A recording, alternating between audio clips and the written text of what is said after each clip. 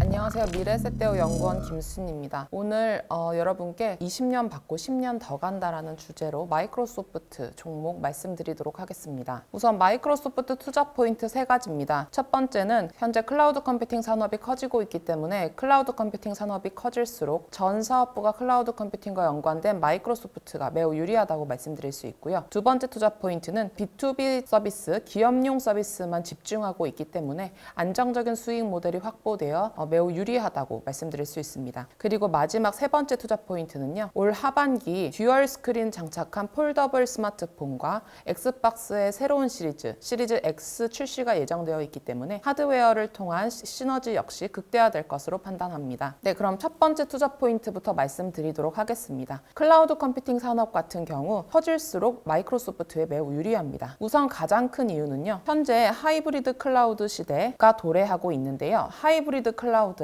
기존의 기업에서 사용하던 프라이빗한 서버, 온프레미스 서버와 우리 외부에 장착되어 있는 퍼블릭 데이터 센터를 연결하는 작업입니다. 클라우드 산업 같은 경우에 산업 초기에는 퍼블릭 데이터 센터가 인프라 역할을 하기 때문에 많이 구축이 되어서 이제 아마존 AWS가 우세했지만 그 이후 기본적인 인프라가 깔린 이후에는 기존의 기업들이 사용하던 프라이빗 서버와 외부에 있는 데이터 센터를 연동하는 작업이 급격하게 늘어나게 됩니다. 이를 하이브리드 클라우드라고 일컫는데요. 이 경우 마이크로소프트가 유리할 수밖에 없습니다. 왜냐하면 기존에 기업들이 사용하고 있는 서버 시장의 운영체제, OS 시장 점유율 70% 역시 윈도우입니다. 개인이 사용하는 PC뿐만이 아니라 기업이 사용하는 기업용 서버도 마이크로소프트의 윈도우가 운영체제 70%를 점유하고 있기 때문에 매우 큰 비중을 차지하고 있습니다. 이렇게 됐을 경우에 기업들이 당연히 기존에 자기들이 사용하던 서버와 외부 데이터 센터를 연결하는데 운영체제가 같아야 훨씬 연동이 쉽습니다. 그래서 이제 마이크로소프트를 선택할 확률이 굉장히 커지는 거죠. 마이크로소프트는 이런 하이브리드 시대를 다양한 방법으로 대비를 했고 실제로 전 사업부가 클라우드 컴퓨팅과 연관이 되어 있습니다. 마이크로소프트 사업부문 총 3개인데요. 인텔리전트 클라우드는 데이터 센터와 관련된 이 미들웨어, 인프라 관련 소프트웨어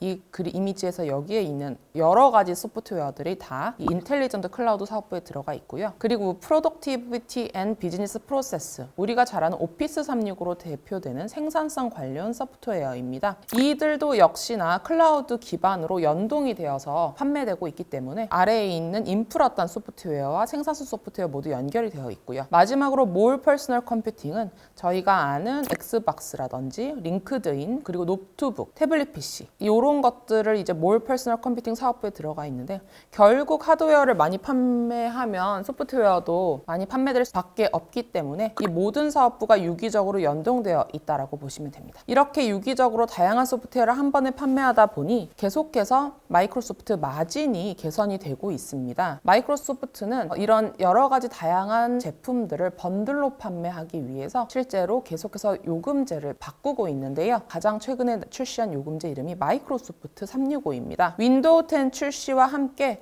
오피스 365를 연동 판매하기 위해서 이 마이크로소프트 365라는 번들을 출시를 했고요. 이 마이크로소프트 365 기업용 번들을 2019년 2분기에 출시했는데 이 당시 31.9%이던 영업이익률이 1년 만에 37.6%로 급증한 걸 확인하실 수가 있습니다. 따라서 추후에도 계속해서 영업이익률 개선이 기대가 된다고 볼 수 있고요. 올 5월에 이 코로나19로 마이크로소프트의 개인들이 팀스를 많이 이용하기 시작하자 이 소비자용, 기업용이 아닌 소비자용도 다 오피스 365를 마이크로소프트 365로 통합을 했습니다. 이는 결국 궁극적으로 마진 개선으로 이어질 것으로 판단합니다. 뿐만이 아니라 올 하반기에 앞서 말씀드린 이 엑스박스의 시리즈 X 그리고 폴더블 스마트폰, 서피스 듀오까지 출시 예정이 되어 있기 때문에 이 소프트웨어와 하드웨어의 시너지가 극대화될 것으로 기대합니다. 두 번째 투자 포인트 말씀드리겠습니다. 마이크로소프트가 이 B2B 비즈니스에 굉장히 집중하고 있다는 점입니다. 2011년에 마이크로소프트가 스카이프라는 화상회의하는 소프트웨어 기업을 인수했는데요. 당시에 왜 마이크로소프트가 스카이프를 인수하나에 대해서 논란이 굉장히 많았습니다. 그런데 마이크로소프트가 바로 스카이프를 80억 달러 이상의 고가로 인수한 이유는 커뮤니케이션 앱의 자연스러운 유료화를 위해서였습니다. 그 이전에 이미 마이크로소프트에 윈도우 메신저가 기능이 있었는데 이는 윈도우 이용 이용자들에게 무료로 제공되는 솔루션이었습니다. 그렇기 때문에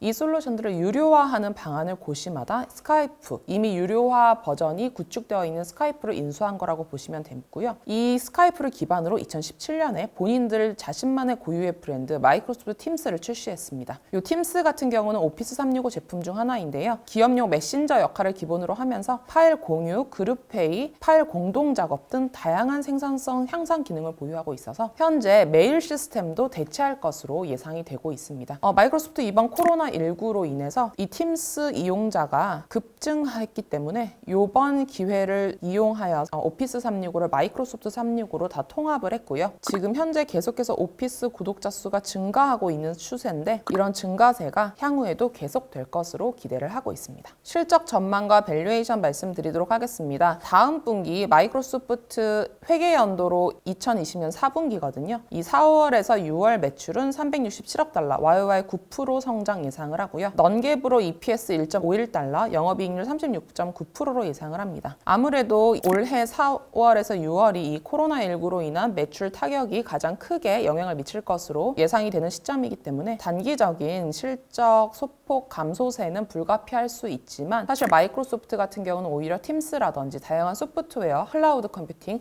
이용량이 증가하기 때문에 그렇게 큰 영향력을 미치지는 않을 것이다 라고 판단하실 수 있습니다. 지금 이 코로나19 때문에 데이터 센터 수요가 급증하고 있고 재택근무 솔루션 수요도 늘어났기 때문에 성장률을 지속적으로 유지할 수 있을 것으로 기대합니다. 실적 전망 및 밸류에이션 말씀드리도록 하겠습니다. 밸류에이션 같은 경우 현재 2021년 기준 포워드 기준으로 P 29배를 받고 있는데 사실상 역사적으로 가장 높은 수준입니다. 하지만 코로나19가 가져온 새로운 세상에 대한 논의가 계속되고 있는 가운데 최대 수혜주로 평가를 받고 있고 코로나19 때문에 클라우드 컴퓨팅과 디지털화가 가속화되면서 마이크로소프트의 역할이 더욱 커질 것으로 판단하기 때문에 우상향 지속할 수밖에 없는 기업이라고 판단합니다. 계속해서 추천드리도록 하겠습니다. 감사합니다.